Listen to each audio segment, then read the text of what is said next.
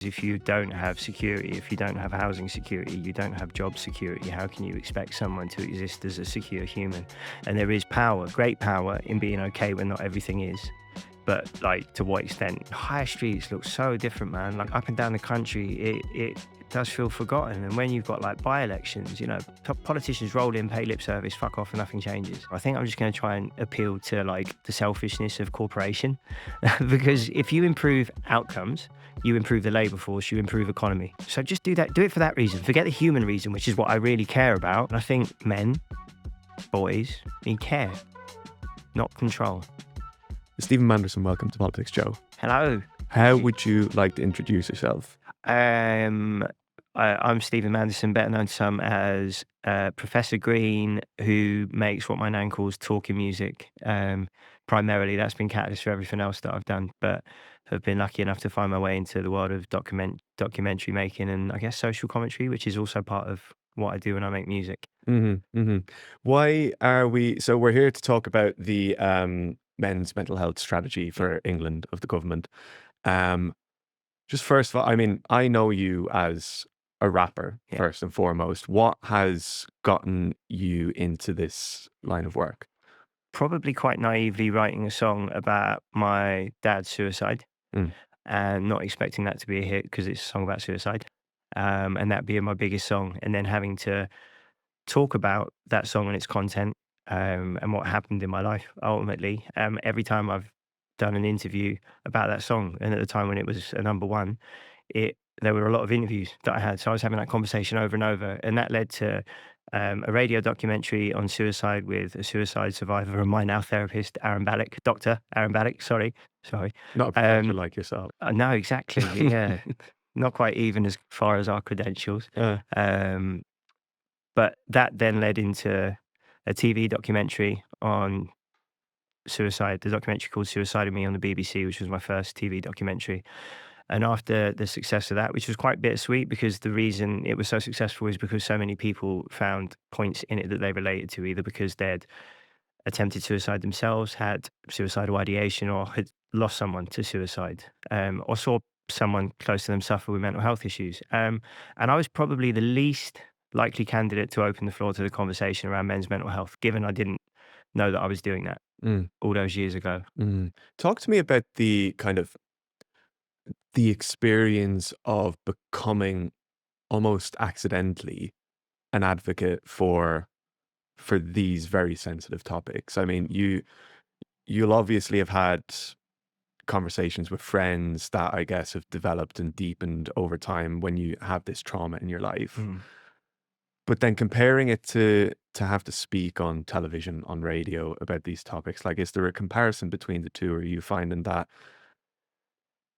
there's a deeper understanding amongst your friends, or there's like a way of, I don't know, almost like vetting oneself to the media and then having a deeper connection with your mates, you know? It definitely opened or made space for more conversations amongst me and my friends, and something that I was quite scared about or fearful of was people seeing me as vulnerable as they were about to. I've always been vulnerable in my music, but it was that, I mean, the fear was probably not quite unfounded, but none of what I was worried about happening happened, and it didn't lessen people's view of me or their idea of me. It improved it and helped them understand, and that's true of people I didn't know so well, but also people who I'd known my whole life who messaged me. And one of my best friends actually was just like, "Man, I understand so much more now." And that opened up so many important conversations, and I got a lot from people going. It was kind of, I mean, I was shocked at just like some of the people who sent me private messages because they didn't want to say anything publicly, but about what they'd been through themselves. And I just never expected it because they always present as people who are totally together. And it was so, I learned so much just about, the idea that, you can't really just assume that everyone's all right, because a lot of us are not. And none of us are all right all the time.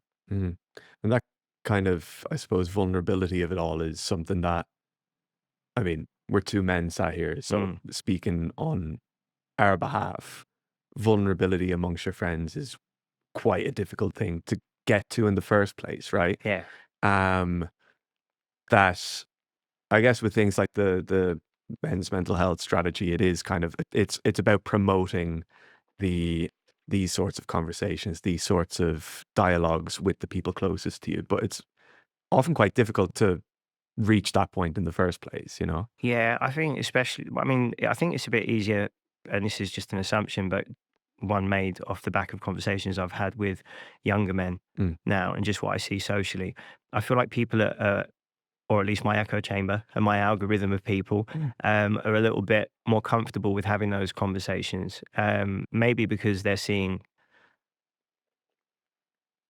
the older men such as ourselves and millennials having those conversations as well, so they have an example of it that we didn't perhaps have previously. And you know what it's like, you're trying to talk to your mates about something and you want to broach something, and humor is a great way to get through things. I Mm. find it's one of the most important parts. You have to be able to, just sort of soften some of the darkest things and the hardest things to talk about. And humor is a great way to do that. But then it's also a great way to deflect and to shift away from the conversation. So you kind of broach it, but then shift away Yeah. from it. Yeah. And I think a lot of men can, be quite guilty of doing that. And, you know, if, as far as the other people that you might be trying to talk to, it's an easy way out. And sometimes we see that and go, okay, let's take that easy way out. You've made a joke, let's move on from the conversation now. And it's Mhm. not really been had. But I think as far as having these conversations, it's great. And my idea around how this improves over time is awareness, understanding, and then actioning things. Mhm. And I think we fall short at actioning. And I think that's why, this is incredibly important, because this is, we haven't had this before. The men's health strategy. This is the first time that something like this could exist. Mm. And if it does exist, it is important, but it's almost only as important as it is good. It has to be actionable. There have to be things in this that are actionable and then action, Mhm. which is going to be difficult, right? Because Wes Streeting, I imagine, is quite a busy man at the moment, given what he's walked into, and NHS waiting lists and everything else he's got to tend to. So, how important and how high up the list is this going to be? I think it's incredibly important, but I think it would be quite handy to have someone that could live and breathe this day in, day out. So, whether that's a combination of backbencher and ambassador or ambassadors, it's important that they have someone who can get out in real world outside of Westminster, Mhm. and really, really live and breathe this and be accountable for what is happening and to make sure that things are happening. Here's what's happened this week. Here's what we can do next week. We need to do more of this. This is working. This isn't. How, it really is important that we get this right. Yeah. And that's going to take some time because it's going to be its first incarnation, but it's really, really important that we get this right and that this stays beyond this government. Mhm. So let's talk a bit more about the action of it. Is obviously things like depression, anxiety, all of these issues that you would assume greater access to therapy, Mm. greater access to uh, whatever health related, if it's to do with the NHS, West Street, and how much of this also has to do with the way people live, and is there like I'm wondering if the government have a does this just need to be a health strategy? Does it need to be housing? Does it need to be sport? Does it need to be, you know? I think they're two really, really important things, because if you don't have security, if you don't have housing security, you don't have job security, how can you expect someone to exist as a secure human? And there is power, great power, in being okay when not everything is. But like, to what extent is everything not okay? Mhm. Because for a lot of people, especially those least advantaged or least privileged, there's not really access to anything. When you don't have opportunity or don't feel like you have any, in fact, not even, it's not even a feeling, is it? A lot of people don't have opportunity, and I'm very for the working class and the improvement of situations for them. Um, I think there's so many parts to it that we need to improve. Education, I think it's really important that we start taking a whole body, whole human approach to things. Mhm. Head, heart, and hands, thinking, feeling, and doing. You know, it. there's such important things that we're not, education is strictly about academic development. Everything else that happens socially is kind of secondary and it's just expected to happen. And I think what happens from that is, I'm 41 and am starting to learn what it is to be a man. Everything up until now has been assumed roles, if I'm honest. Me playing dress up. Mhm. And it's quite different for my son because we're already talking about, I can talk to him about feelings and he's developing language because he's encouraged to tell me how he feels and to understand that himself. And I think, we can't forget about men and just focus on kids because there are men raising kids and there are men partnering women and there are men going out into work and there are men who are suffering. And it's been so, I don't even know if it's like, I don't even know if men have been forgotten. I just don't think these things have ever really been broached. And there's such a, I think men suffer at the disconnect from themselves. And because of that, also the disconnect from their homes and the disconnect from their partners and the disconnect from their children. And how much do we know? Are we encouraged? Are we to learn? Are we taught about what we feel? And we have testosterone and impulsivity. And we develop 2 years behind young girls and later on women, as far as access to the prefrontal cortex, right? It's a developmental thing. So, how much is the current education system set up to support boys? We're seeing that attainment is increasingly poor. Mm. Why is that? Well, because it's not, it's one size fits all. And I think we could do a lot on the front end as far as children by way of structuring the education system in a way that aids development as opposed to sit and learn. Mhm. My son definitely learns better by doing, and I think that's probably true of most boys. Yeah. It's mad. So, like all the stuff I'm learning now by way of my son, he's got nearly as much testosterone as a teenager, and I see it in him. And so, for as long as we wrestle and we roughhouse, and he gets enough time outside, and we have our conversations while we're doing stuff, not just sitting down, not just putting a screen in front of him, and he's not just being told to sit in a chair and ask when to go to a toilet. He's doing really, really well, and he continues to. And I think we could better aid all young boys Mhm. if we just start to try and implement things that give them grounds to grow and develop in a way that is really supportive developmentally. Mhm. There is a relation here I with could have men probably said that in a definitely. sentence. Sorry, it takes me a No, long no, time to no. get to a point sometimes because I'm thinking while Same I'm with me. talking. Same with me. Um, the you mentioned something there quite interesting that has to do with young men and men our age, where there is this they live.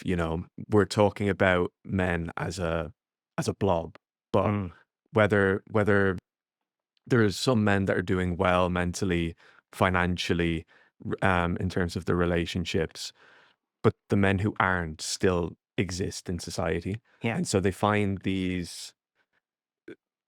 will always be a search and a craving for a community somewhere. Hmm. And I guess we have that with the kind of the rise of influencers like Andrew Tate, like the political influencers like Nick Fuentes or whoever it might be, that kind of impose this idea, their own idea of what masculinity is, Yeah. at the expense of the relationships that you might cultivate with your family, your friends, your children, your relationships.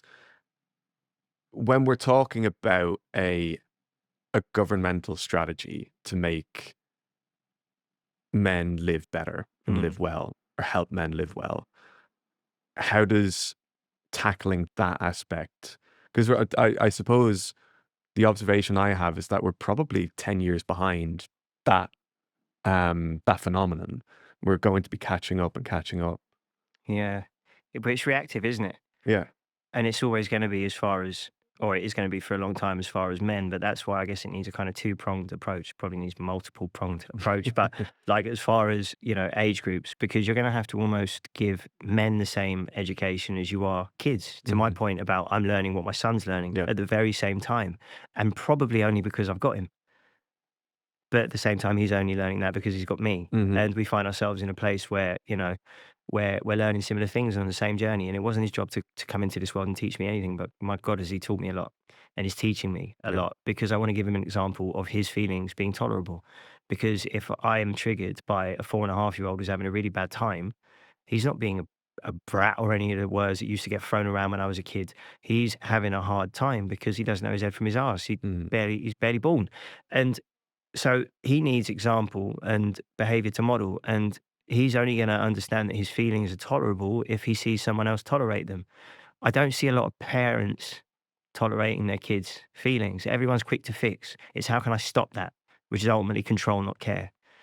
And I think men, boys, need care, not control.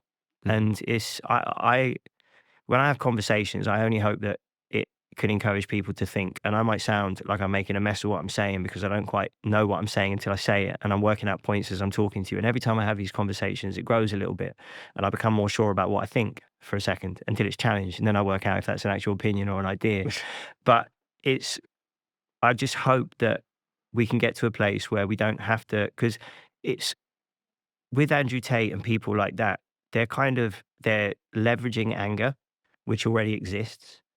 And I think men can be quite predictable in their response to a lot of things, because if they don't sit with their feelings when they feel what they feel initially, and it can be quite a steep arc from upset anger, Mhm. hurt anger, it just becomes a mask as a secondary emotion.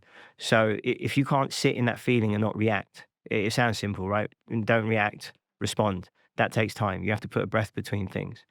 And it's so important that we encourage men to start thinking, as opposed to just doing stuff like what Andrew Tate and all these other people are doing, by just giving them a reason to, or justification for their anger, and feeding them enemies and people to be angry at, as opposed to encouraging something intrinsic, like, an internal, like to sit with themselves and Yeah. think about what they're feeling and what actions would actually improve their situation, and what of those are their responsibility as Mhm. well. That's Give key. Yeah. power back, because that's actually, it's not removing, the necessity for government to do all of these things which should, be done. There should be more support in place for people. People shouldn't have housing insecurity and job insecurity, working 0-hour contracts or unpaid internships.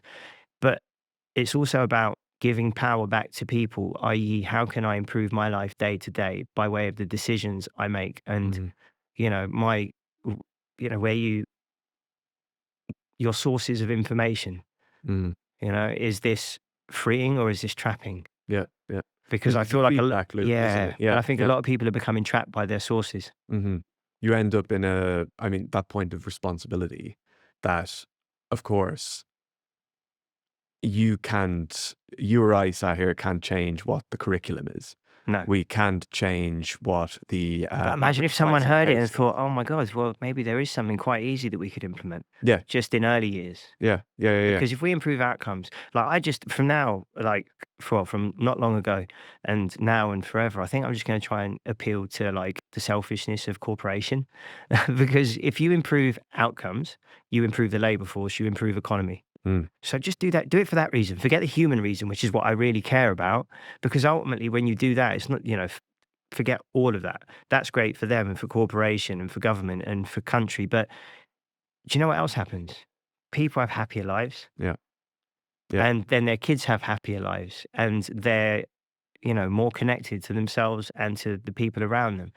And I'm quite scared about how disconnected we're all becoming. And, it's anything I say gets diminished really quickly because people go, what do you know?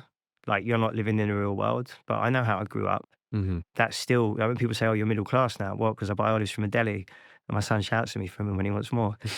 Um, I get it. There's like, there's stuff that's become habitual and that I can access that is, I guess, more seemingly middle class. But my anxieties are always working class because I grew up in a household where we had fuck all.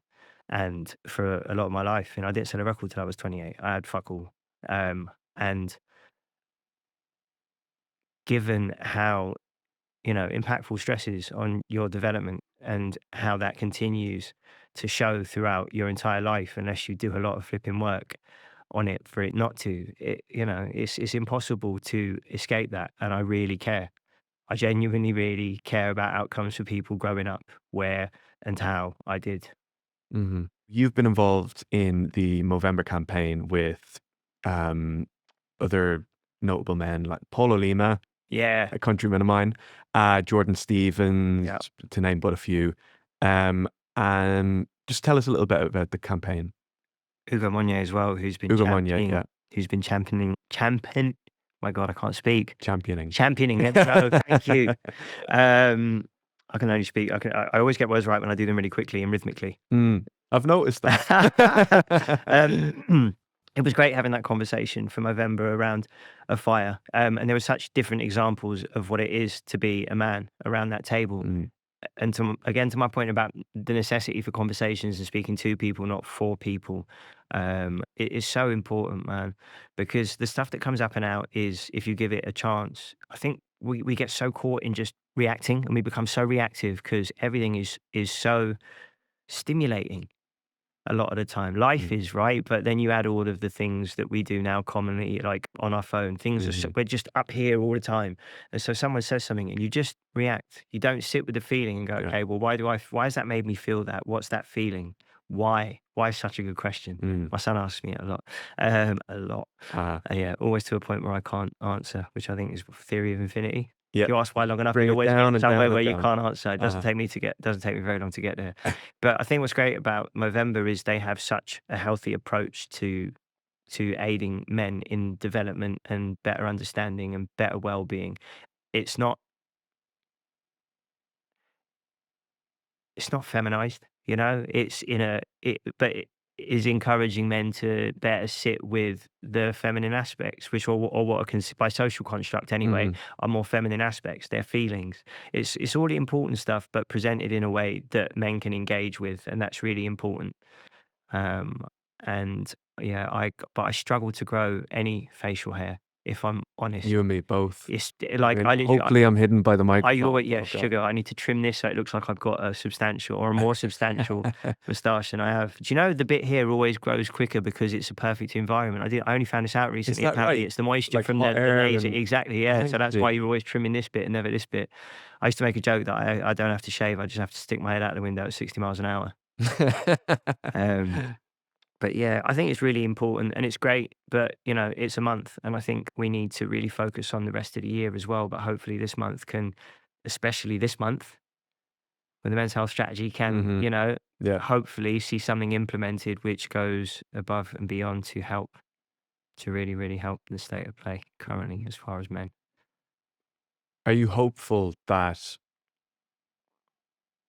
the strategy, we know so very little about the strategy as it is now. Yeah. Are you hopeful that we can make some inroads into helping men and then helping Britain in general? Yeah, it does, because it improves the country, right? Yeah. Well, it's what you were talking about, isn't it? Like it's you give someone the means in early years or in teenage years or in early 20s. It makes them a viable economic product. Yeah, until it's a contribution to society. Yeah. If that's how you have to see things in order to take this seriously, then fine. Let that be it. It still has all the positive knock-on effects elsewhere and in the other aspects that we might care more about, given we're not running corporations, but or big business. But it also, I think, is really,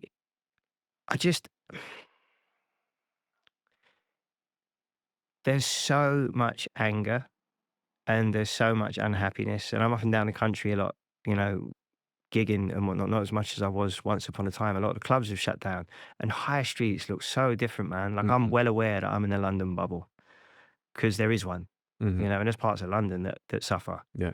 I grew up in one. But, up and down the country, it does feel forgotten. And when you've got like by-elections, politicians roll in, pay lip service, fuck off, and nothing changes. And so when I did the documentary White Working Class Men, which was 10 years ago now, I think, people were just like, we're not voting because we want to vote for these people. It's protest. Nothing's changed anyway. So what does it matter? And that's dangerous. Yeah. We are, I suppose we touch a small bit now that I have you here on politics. That I know fuck all about politics. I just but, like but there is that. It's, and that's where I think politics falls short. Yeah. But you were saying earlier on of this, like, there's a culture of working class that, as you say, your mates or people online or whoever might turn around and say, well, you're middle class now, you live here, whatever. But there's an What's Nigel intrinsic, Farage? but there's a built-in, isn't Wild, there? isn't it? I get Yeah. called out for not being working class anymore, and then they're up fucking a mile up Nigel Farage's. Sorry, I'm gonna. No. No, this is true. But this It is just true. is. You know, It's you wild. The shit I get, and it's just like, wait a minute, but I'm an actual working class boy, Dunkard. yeah, You yeah. know, But there's a and cultural aspect to that. You know, like although you've you've transcended that, there's still the way you've informed your thinking as an adult is from a working class culture, yeah, and there's kind of this reluctance to listen to people that have if that have found fame through music or whatever it might be, because there is, well, what do you know? You're living in your bubble. You're going to your dinner parties in Islington or whatever it might be. yeah. But Someone these did people say are that, but going I to that couldn't as tell you the well. last time I actually went to a dinner party in Islington. I'm more often in Morley's. Yeah, but there is an aspect of this that like the people that are speaking to the working classes that are latching on to They're not of or for. yeah, yeah, but there's also they're they're not representative of it. It is, as you say, a protest against what has existed before. Yeah, There's kind of a it doesn't matter what politics represents anymore if your material condition, if the club in your town is gone, yeah. if the barbers on your high street is gone, if everything is a Tesco, a Sainsbury's, a Halfords, whatever it might be. Well, it's mad, isn't it? Now Mm, places, I mean, Victoria Park Village, I believe was actually a village once upon a time. yeah. But there's a lot of villages now which are just like, it seems like all you need for an area to be a village is a greengrocer's, a fishmonger's, and a posh butcher's. Mm, And it's like, they were just the things that were on my high road growing up. yeah. You know, my dad worked at the greengrocers. There was St Ives, the butchers, and there was the fishmongers where most of my mates had their first jobs.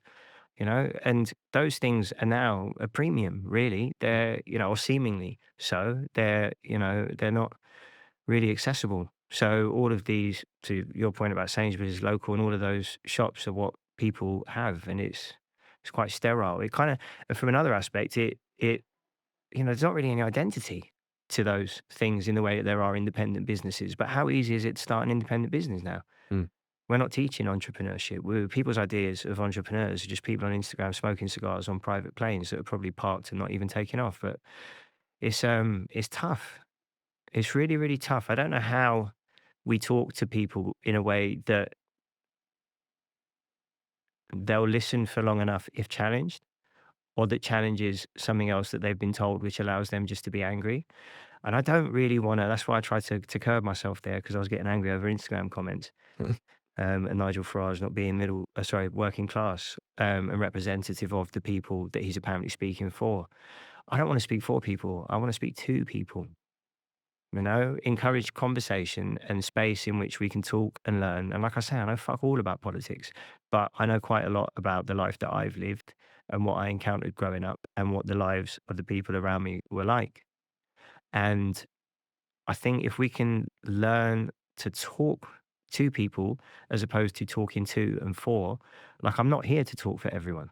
I can only talk to you as me. I don't want to spearhead this and be the voice of the working class. That's not for me to assume at all. But if I can talk to them and we can create conversation, then surely there's something beyond all of this anger. what gives you hope? My son, yeah. And just seeing how different things are. He talks about all of the things that I felt when I was a kid and couldn't articulate, Mm, or didn't feel safe to speak about. Tells me he hates me. I couldn't say that to my dad, partly mm, because he wasn't there often enough, but also then when he was, I was scared to say it. And you know, he doesn't hate me, but it comes out in moments of his anger and impulse, and I don't reprimand him for it or punish him. I just care for him and give him room to come back down to a place where he can listen and speak. And he just, without any prompting, will go, "Sorry, Dad, don't hate you. I love you." mm, And that's hopeful because that's signs of a person who is growing into what will be a really emotionally intelligent human, I hope. And back to the head, the heart, and the hands, thinking, feeling, and doing is rounded. They're the most important things that I think we need to focus on, not just for men, for women as well. But I think it's it's been more focused on for women because they engage with their feelings more. And perhaps they have, not even perhaps they have a 40th of the testosterone, so that the element of impulse isn't there. But that ferociousness that we have, if guided, can find really good homes. But we have to start treating boys as boys and men as men. Because I think part of what's really engaging about people like Andrew Tate is the message that your masculinity is being eroded. Your right to be a man is being eroded.